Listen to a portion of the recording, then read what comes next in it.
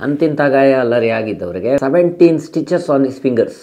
ಅವ್ರನ್ನ ಒಪ್ಪಿಸ್ಬೇಕಾದ್ರೆ ಭಾಳ ಕಷ್ಟ ಆಯಿತು ನನಗೆ ಅಂತಂದರು ಅಣ್ಣವರು. ಅದಕ್ಕೆ ಅಣ್ಣವರು ಅಷ್ಟು ಪೇಯ್ನ್ ಇಟ್ಕೊಂಡು ಬೇರೆಯವರಾಗಿದ್ದರೆ ಪ್ಯಾಕಪ್ ಬಂದಿರೋರು, ತೆಪ್ಪುಗೊಟ್ಟೋಗಿರೋರು. ವಿಷ್ಣುವರ್ಧನ್ ಅವರ ಬಂಧನ ಅಭಿನಯವನ್ನು ಎಷ್ಟು ಜನ ಮೆಚ್ಕೊಂಡಿದ್ದಾರೆ ಅನ್ನೋದು ಇವತ್ತು ಜನ ತಿಳಿಯಲಿ ಅಂತ ಹೇಳ್ತಾ ಇದ್ದೀನಿ. ಉದಯ್ ಕುಮಾರ್ ಅವ್ರ ಮಗ ನನಗೆ ಪರಿಚಯ, ವಿಕ್ರಮ್ ಉದಯ್ ಕುಮಾರ್ ಅಂತ. ಅವ್ರು ಹೇಳಿದ ಮಾಹಿತಿಯನ್ನು ಹೇಳಿದರೆ ಉದಯ್ ಕುಮಾರ್ ಎಷ್ಟು ದೊಡ್ಡ ಕಲಾವಿದ ಅಂತ ಗೊತ್ತಾಗುತ್ತೆ ನಿಮಗೆ. ಮಣ್ಣಿನ ಮಗ ಶೂಟಿಂಗ್ ಟೈಮಲ್ಲಿ ಅಣ್ಣವರಿಗೆ 103 ಡಿಗ್ರಿ ಜ್ವರ. ಒಂದೊಂದು ಈಗ ರಂಗರಾಯರಿಗೆ ಭೀಮ್ ಪಲಾಸ್ ಬಹಳ ಇಷ್ಟ. ಬೇರೆ ರಾಗದ್ದು ಹೂವು ಚೆಲುವೆಲ್ಲ ತಂದೆಂದಿತ್ತು ಅವ್ರದ್ದೇ ಕಂಪೋಸಿಷನು. ಅರಳಿದೆ ಅವ್ರದ್ದೇ ಕಂಪೋಸಿಷನ್ನು ಬೊಂಬಾಟಾಗಿದೆ. ಬಟ್ ಒಂದೇ ಟ್ಯೂನ್ ಇಟ್ಕೊಂಡು ಈಗ ನೀವು ಕೇಳಿರ್ಬೋದು ಆರ್ ಸುದರ್ಶನಂ ಅಂತ ಭಾಳ ದೊಡ್ಡ ಸಂಗೀತ ನಿರ್ದೇಶಕರು ಒಂದು ಮಾಡ್ತಾರೆ, ಇವತ್ತಿಗೂ ಪ್ರಸಿದ್ಧ. ಅದು ಜಯಗೋಪಾಲ್ ಅವ್ರ ರಚನೆ. ನೀರಿನಲ್ಲಿ ಅಲೆಯ ಉಂಗುರ, ನಟಭೈರವಿ ರಾಗದಲ್ಲಿರೋದು. ಹಂಸಲೇಖ ಅವರು ಮಾಡಿದ್ರಲ್ಲ, ಆಕಾಶದಾಗೆ ಯಾರೋ ಮಾಯಗಾರನು. ನಮಸ್ಕಾರ ಹೇಳಬೇಕು ಹಂಸಲೇಖ ಅವ್ರಿಗೆ. ನನಗೆ ಯಾಕೆ ಇಷ್ಟ ಆಗ್ತಾರೆ ಹಂಸಲೇಖ ಅಂದರೆ, ಅಫ್ಕೋರ್ಸ್ ಎಲ್ಲರೂ ಇಷ್ಟನೇ. ಹಂಸಲೇಖ ಅವ್ರು ಗೆದ್ದಿದ್ದು ಎಲ್ಲಿ ಅಂತಂದರೆ, ನರಮನುಷ್ಯ ಕಲಿಯಲ್ಲ. ಅವ್ರು ಎಷ್ಟು ಚೆನ್ನಾಗಿ ಹೇಳ್ತಾರೆ, ನರಮನುಷ್ಯ ಕಲಿಯಲ್ಲ, ಕಂಡಿದ್ದು ಉಳಿಸಲ್ಲ, ಅವ ನಡೆಯೋ ದಾರಿಯಲ್ಲಿ ಗರಿಕೆಯೂ ಬೆಳೆಯಲ್ಲ ಅಂತಾರೆ. ಕರೆಕ್ಟ್ ಅದು. ಅವನು ನಡೆಯೋ ದಾರಿಯಲ್ಲಿ ಗರಿಕೆಯೂ ಬೆಳೆಯಲ್ಲ ಅನ್ನೋ ಸತ್ಯ. ಸೊ ಬದುಕಿನ ಸತ್ಯಗಳನ್ನು ಎಷ್ಟು ಚೆನ್ನಾಗಿ ಹೇಳ್ತಾನೆ. ಒಂದು ಕೀರವಾಣಿ ರಾಗ ಇಟ್ಕೊಂಡು ಎಷ್ಟು ಜನ ಮಾಡಿದರು ಗೊತ್ತಾ, ಬೇರೆ ಬೇರೆ ಸಂಗೀತ ನಿರ್ದೇಶಕರು. ಕಿಶೋರ್ ಕುಮಾರ್ದು ಒಂದು ಹಾಡಿದೆ, ಗೀತ್ ಗಾತಾ ಹುಮೆ ಗುನ್ಗುನಾತಾ ಹುಮೆ, ಅದು ಕೀರವಾಣಿ. ಎಸ್ ಪಿ ಅವರಿಗೆ ಬಹಳ ಪ್ರಸಿದ್ಧಿಯನ್ನು ತಂದುಕೊಟ್ಟಂಥ ಮಣ್ಣೀಲೆಂದ ಕಾದಲ್ ಅಂತ ಒಂದು ಹಾಡಿದೆ, ಅದು ಕೀರವಾಣಿನೇ.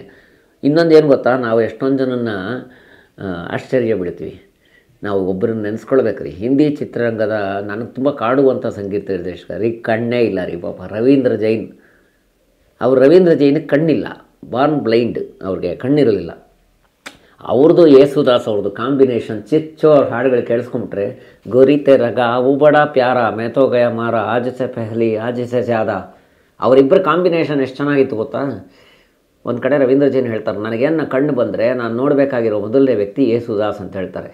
ದುರ್ದೈವವಶಾತ್ ಅದು ಆಗಲಿಲ್ಲ, ಗೊತ್ತಾಯ್ತಾ. ಜೊತೆಗೆ ನಮಗೆ ಇನ್ನೊಂದು ಬಹಳ ವಿಶೇಷದ ಸಂಗತಿ ಏನು ಅಂತಂದರೆ, ರವೀಂದ್ರ ಜೈನ್ ಆ ಬ್ರೈಲ್ ಲಿಪಿಯ ಮೂಲಕ ಅವರು ಕೊಟ್ಟಂಥ ಸಂಗೀತ ಎಷ್ಟೆಷ್ಟು ಅದ್ಭುತವಾದ ಸಂಗೀತಗಳನ್ನು ಕೊಟ್ಟರು, ಸಂಗೀತ ನಿರ್ದೇಶನವನ್ನು ಮಾಡಿದರು ಅಂತಂದರೆ, ರವೀಂದ್ರ ಜೈನ್ ಅಂತವರು ಲಕ್ಷಕ್ಕೊಬ್ಬರು. ಆಜ್ ಸೆ ಪೆಹಲಿ ಆಜ್ ಸೆ ಜ್ಯಾದ, ಸುರ್ಮೈ ಅಖಿಯೋಮೆ, ಇದೆಲ್ಲ ಅವರೇ ಕೊಟ್ಟಿದ್ದು.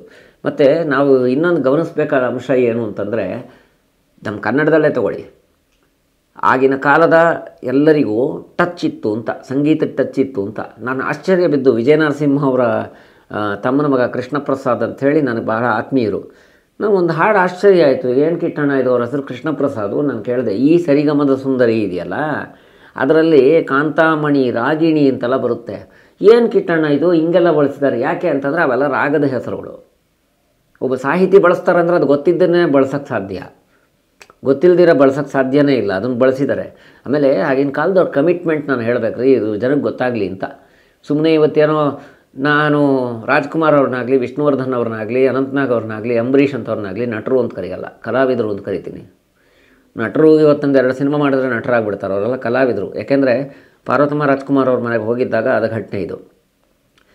ಉದಯ್ ಶಂಕರ್ ಬಗ್ಗೆ ಎಂಫಿಲ್ ಮಾಡುವಾಗ ಅವ್ರನ್ನ ಕೇಳಿದೆ, ಅದು ಇದು ಮಾತಾಡ್ತಾ, ಜೇನಿನ ಹೊಳೆಯೋ ಹಾಲಿನ ಮಿಳಿಯೋಲೆ ಅಣ್ಣವರು ಕರ್ನಾಟಕ ಮ್ಯಾಪಲ್ಲಿ ಕಾಣಿಸ್ಕೊಳ್ತಾರೆ, ಎಷ್ಟು ಚೆನ್ನಾಗಿದೆಯಮ್ಮ ಅಂದೆ.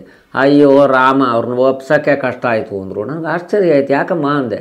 ಅಯ್ಯೋ ನಾನು ಕರ್ನಾಟಕಕ್ಕಿಂತ ದೊಡ್ಡವನಲ್ಲ, ನಾನು ಬರಲ್ಲ. ಅವ್ರನ್ನ ಒಪ್ಪಿಸ್ಬೇಕಾದ್ರೆ ಭಾಳ ಕಷ್ಟ ಆಯಿತು ನನಗೆ ಅಂತಂದರು ಅಣ್ಣವರು. ಅದಕ್ಕೆ ಅಣ್ಣವರು.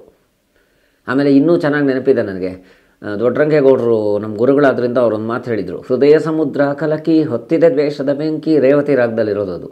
ರೇವತಿ ರಾಗದಲ್ಲಿ ಭಾಳ ಒಳ್ಳೆ ಹಾಡುಗಳಿವೆ.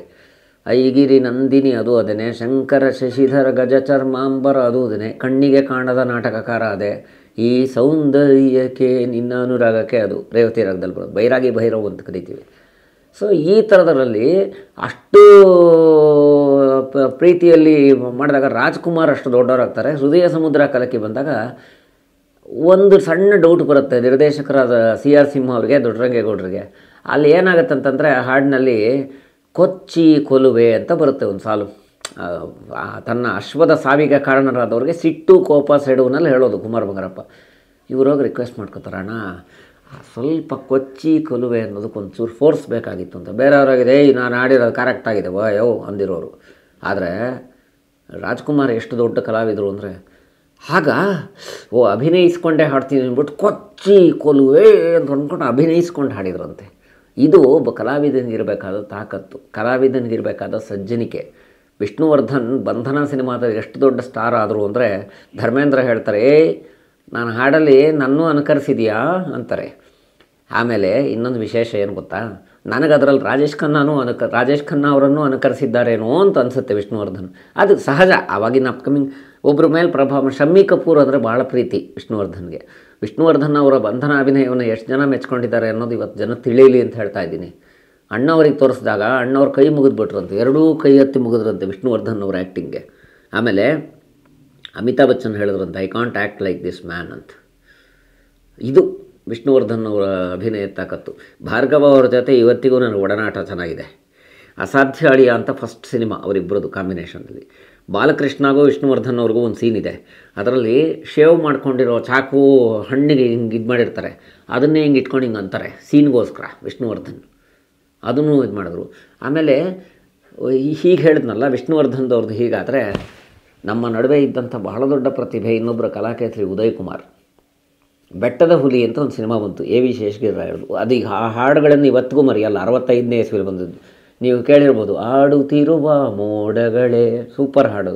ಮದುಮಗಳು ನಾನಾಗಿ ಅದು ಇದೆ. ಆಕಾಶದ ಲೋಕದಿ ದೂರ ಇದೆ. ಅದರಲ್ಲಿ ಉದಯ್ ಕುಮಾರ್ ಅವ್ರ ಮಗ ನನಗೆ ಪರಿಚಯ, ವಿಕ್ರಮ್ ಉದಯ್ ಕುಮಾರ್ ಅಂತ. ಅವ್ರು ಹೇಳಿದ ಮಾಹಿತಿಯನ್ನು ಹೇಳಿದರೆ ಉದಯ್ ಕುಮಾರ್ ಎಷ್ಟು ದೊಡ್ಡ ಕಲಾವಿದ ಅಂತ ಗೊತ್ತಾಗುತ್ತೆ ನಿಮಗೆ. ಅದರಲ್ಲಿ ಕಾಡಿನಲ್ಲಿರುವಂಥ ಕಾಡಿನ ಒಂಥರ ವಿಲನಿಶ್ ರೋಲ್ ಅದು. Uday Kumar was famous for his villainish roles. ಆ ಬೆಟ್ಟದ ಹುಲಿ ಟೈಮು ಅವ್ರಿಗೊಂದು ಸಣ್ಣ ಆಕ್ಸಿಡೆಂಟ್ ಆಗುತ್ತೆ ಉದಯ್ ಕುಮಾರ್ಗೆ, ಸಣ್ಣದೇನು ದೊಡ್ಡದೇ. ಬಟ್ ಶೂಟಿಂಗ್ ನಿಲ್ಲಿಸೋಂಗಿಲ್ವಲ್ಲ. ಶೂಟಿಂಗ್ ನಿಲ್ಲಿಸಿದ್ರೆ ಪ್ರೊಡ್ಯೂಸರ್ ಗತಿ ಏನಾಗಬೇಕು. ಅಂತಿಂಥ ಗಾಯ ಅಲ್ಲರಿ ಆಗಿದ್ದವರಿಗೆ ಉದಯ್ ಕುಮಾರ್ ಅವರಿಗೆ 17 ಸ್ಟಿಚಸ್ ಆನ್ ಹಿಸ್ ಫಿಂಗರ್ಸ್, 17 ಹೊಲಿಗೆಗಳನ್ನು ಹಾಕ್ಕೊಂಡು ಏನು ಮಾಡೋದು, ಅಭಿನಯ ನಡಿಬೇಕೀಗ, ಶೂಟಿಂಗ್ ನಡಿಬೇಕು. ಸರಿ, ಒಂದು ಕೆಲಸ ಮಾಡ್ತೀನಿ, ಕುಂಟ್ಕೊಂಡೇ ಆ್ಯಕ್ಟಿಂಗ್ ಮಾಡಿಬಿಡ್ತೀನಿ. ಹೇಗೂ ಕಾಡಿನ ಇದಲ್ವಾ, ಕಾಡಿನ ರೋಲ್ ಅಲ್ವಾ, ಕಾಡಿನಲ್ಲಿ ನಿಯಂತ್ರಿಸ್ತಾ ಇರೋ ಅಂಥ ಇದಲ್ವಾ, ಕುಂಟ್ಕೊಂಡೇ ಮಾಡಿಬಿಡ್ತೀನಿ. ಅದೇ ಒಂದು ಸ್ಟೈಲ್ ಆಗಿಬಿಡ್ಲಿ. ಅದು ಸ್ಟೈಲ್ ಅಲ್ಲ, ಪಾಪ ಅವ್ರಿಗೆ ಬಿದ್ದಿದ್ದು ಏಟ್ನಲ್ಲಿ ಮಾಡಿದ್ದು ಸ್ಟೈಲಾಗಿ ಕನ್ವರ್ಟ್ ಮಾಡಿಬಿಟ್ರು ಅದನ್ನು. ನಾನು ಹೇಳೋದು, ಅಷ್ಟು ಪೇಯ್ನ್ ಇಟ್ಕೊಂಡು ಬೇರೆಯವರಾಗಿದ್ದರೆ ಪ್ಯಾಕಪ್ ಅಂದಿರೋರು, ತೆಪ್ಪುಗೊಟ್ಟೋಗಿರೋರು 17 ಹೊಲಿಗೆಗಳನ್ನು ಹಾಕಿಸ್ಕೊಂಡು ಶೂಟಿಂಗಿಗೆ ಒಂಚೂರು ತೊಂದರೆ ಆಗದೆ ಇರಲಿ ಅಂತ ಅದನ್ನೇ ಒಂದು ಸ್ಟೈಲಾಗಿ ಮಾಡಿದ್ದು ಉದಯ್ ಕುಮಾರ್. ಎಷ್ಟು ದೊಡ್ಡ ಕಲಾವಿದರು ಅಂದರೆ ದ್ವಾರಕೀಶ್ ನನ್ನ ಹತ್ರ ಹೋದಾಗ ಹೇಳಿದರು, ಅಯ್ಯೋ ಕುಳ್ಳ ಏಜೆಂಟ್ 000 ಅವ್ರನ್ನ ವಿಲನಾಗಿ ನಾನು ಆ್ಯಕ್ಟ್ ಮಾಡೋಣ ಅಂತ ಹೇಳಿದಾಗ ನಾನು ಫಸ್ಟು ಬೈಸ್ಕೊತೀನಿ ಅಂದ್ಕೊಂಡಿದ್ದೆ. ಅಯ್ಯ ಮಾಡಿ ಮರಿ ಆಲ್ ದ ಬೆಸ್ಟ್ ಅಂದ್ಬಿಟ್ಟು ಅವ್ರಿಗಿದ್ದಿದ್ದು ಸ್ಟಾರ್ ಗಿರಿಗೆ ನಾವು ಯಾವ ಲೆಕ್ಕ, ಅವ್ರು ನೋಡ್ಕೊಂಡು ಬೆಳೆದವರು ವಿಲನಿಶ್ ರೋಲ್ಗೆ ಆರಾಮಾಗಿ ಬಂದರು ಅಂತ. ವಿಲನಿಶ್ ರೋಲ್ ಮಾಡಿದರು, ನನ್ನ ಜೊತೆ ಸಹಕರಿಸಿದರು ಅಂತ. ಆಮೇಲೆ ಇನ್ನೊಂದು ನೆನಪಿರಲಿ, ಮೂಗನ ಸೇಡು ಅಂತ ಬಂತು ಶಂಕರ್ ನಾಗ್ ಅವ್ರ ಸಿನಿಮಾ. ಅದರಲ್ಲೂ ಉದಯ್ ಕುಮಾರ್ ವಿಲ್ಲನ್. ಲಾಸ್ಟ್ ಸೀನಲ್ಲಿ ನೇಣು ಹಾಕೋ ಸೀನ್ ಇದೆ ಉದಯ್ ಕುಮಾರ್ ಅವರಿಗೆ. ಉದಯ್ ಕುಮಾರ್ದು ಭಾರಿ ದೇಹ ಆವಾಗಿಂದ ಇವ್ರಿಗೂ. ಆ ಹಗ್ಗ ಹಾಕಿ ಎಷ್ಟು ರೀಟೇಕ್ಗಳಾದ್ರೂ ಸಕ್ಸಸ್ ಆಗಲಿಲ್ಲ. ಕೊನೆಗೆ ಹಗ್ಗ ಬಿದ್ದು ಆವಾಗಿನ ಶೂಟಿಂಗ್ಗಳು ಎಷ್ಟು ಕಷ್ಟ ಇತ್ತು ಅಂತ ನಿಮ್ಗೆ ಗೊತ್ತು. ಹಿಂಗಾಕಿ ಕುತ್ತಿಗೆ ಅಲ್ಗಾಡ್ಸೋಕ್ಕಾಗದೆ ಇರೋಷ್ಟು ಆಗ್ಬಿಟ್ಟಿತ್ತಂತೆ ಉದಯ್ ಕುಮಾರ್ಗೆ. ಆದರೂ ಶಂಕರ್ನಾಗ್ ನಮ್ಮ ಹುಡುಗ ಅಷ್ಟು ನೋವುಗಳನ್ನೆಲ್ಲ ಸಹಿಸ್ಕೊಂಡವರು ಉದಯ್ ಕುಮಾರ್. ಆಮೇಲೆ ಗೀತಪ್ರಿಯ ಅವರು ಒಂದು ವಿಶೇಷ ಹೇಳಿದ್ರು, ನನಗೆ ಆಶ್ಚರ್ಯ ಆಯಿತು. ಮಣ್ಣಿನ ಮಗ ಶೂಟಿಂಗ್ ಟೈಮಲ್ಲಿ ಅಣ್ಣ ಅವರಿಗೆ 103 ಡಿಗ್ರಿ ಜ್ವರ. ಅಣ್ಣ ಶೂಟಿಂಗ್ ಬೇಡಣ್ಣ, ಕೈ ಸುಡ್ತಾ ಇದೆ ಅಂತಂದರೆ, ಏನು ಮಾಡುತ್ತೆ ಶಿವ ಅಂತ ಜಮಾಯಿಸ್ಬಿಡೋಣ ಬಿಡಿ ಅಂತಂದ್ಬಿಟ್ಟು ಶೂಟಿಂಗ್ ಮುಂದುವರೆಸಿದವರು ಅವರು. ಗೀತಪ್ರಿಯ ಅವ್ರನ್ನೂ ಭೇಟಿ ಮಾಡಿದ್ದೀನಿ, ನಾನು ಸೌಭಾಗ್ಯ ಅದು. ಇದು ಈ ಇನ್ನೊಂದು ಸಂದರ್ಭ ನಾನು ಹೇಳಲೇಬೇಕು. ಬೆಸುಗೆ ಅಂತ ಒಂದು ಸಿನಿಮಾ ಬಂತು. ಗೀತಪ್ರಿಯ ಅವರಿಗೆ ಒಂದು ವಿಶೇಷ ಇದೆ. ತಾವೇ ದೊಡ್ಡ ಸಾಹಿತಿಯಾಗಿದ್ದರೂ ಕೂಡ ಬೇರೆ ಎಲ್ಲ ಸಾಹಿತಿಗಳ ಕೈಲಿ ಬರೆಸ್ತಾಯಿದ್ರು. ನಾನು ಕೇಳಿದ್ದೀನಿ, ಅಲ್ಲ ಸರ್ ನೀವೇ ಅಷ್ಟು ದೊಡ್ಡ ಸಾಹಿತಿ, ಜೀವ ವೀಣೆ ನೀಡು ಮಿಡಿತದ ಸಂಗೀತ, ಜಗದೀಶ ನಾಡುವ ಜಗವೇ ನಾಟಕ ರಂಗ, ಇಂಥ ಹಾಡುಗಳನ್ನು ಕೊಟ್ಟವ್ರು ನೀವು, ಎಲ್ಲರ ಕೈಲೂ ಬರೆಸ್ತಿರಲ್ಲ, ಚೇಂಜಸ್ ಇರಲಿ ಅಂತ. ಬೆಸುಗೆ ಸಿನಿಮಾದಲ್ಲಿ ಎಲ್ಲರ ಕೈಲೂ ಬರೆಸಿದ್ದಾರೆ. ಜಯಗೋಪಾಲ್ ಬರೆದಿದ್ದಾರೆ, ವಿಜಯ ನರಸಿಂಹ ಬರೆದಿದ್ದಾರೆ, ಗೀತಪ್ರಿಯ ಅವರು ಬರೆದಿದ್ದಾರೆ, ಶ್ಯಾಮ್ ಸುಂದರ್ ಕುಲಕರ್ಣಿ ಅವರು ಬರೆದಿದ್ದಾರೆ. ಒಂದು ಹಾಡನ್ನು ಉದಯ್ ಶಂಕರ್ಗೆ ಹೇಳ್ತಾರೆ ಬರ್ಕೊಡು ಅಂತ. ಉದಯ್ ಶಂಕರ್ ಬರ್ಕೊಟ್ಟಾಗ ಅದು ಗ್ರೂಪ್ ಸಾಂಗ್ ಆಗಿರುತ್ತೆ, ಇಬ್ಬರೇ ಹಾಡಬೇಕಾಗಿರುತ್ತೆ. Kasturi Shankar, P B Srinivas ಹಾಡಬೇಕಾಗಿರುತ್ತೆ.